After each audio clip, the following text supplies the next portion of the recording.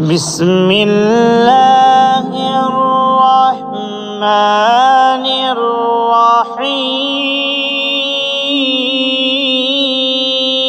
الرحيم اقرأ باسم ربك الذي خلق خلق الإنسان من علق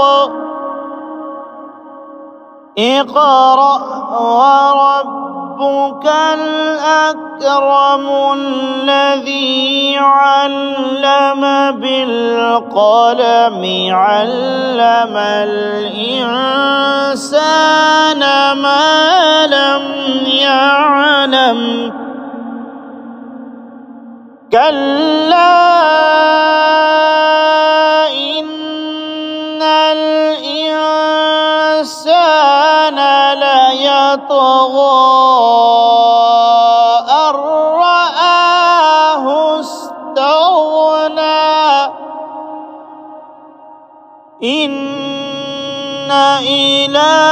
ربك الرجعى أرأيت الذي ينهى عبدا إذا صلى أرأيت إن كان على الهدى أو أمر بالتقوى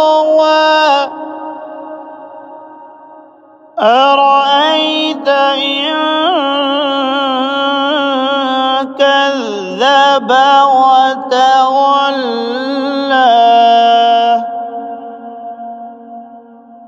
ألم يعلم بأن الله يرى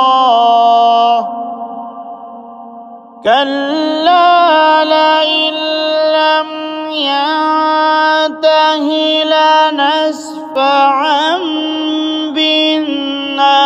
بالناصية ناصية كاذبة خاطئة فليدع ناديه سندع الزبانية كلا لا تطعه واسجد واقترب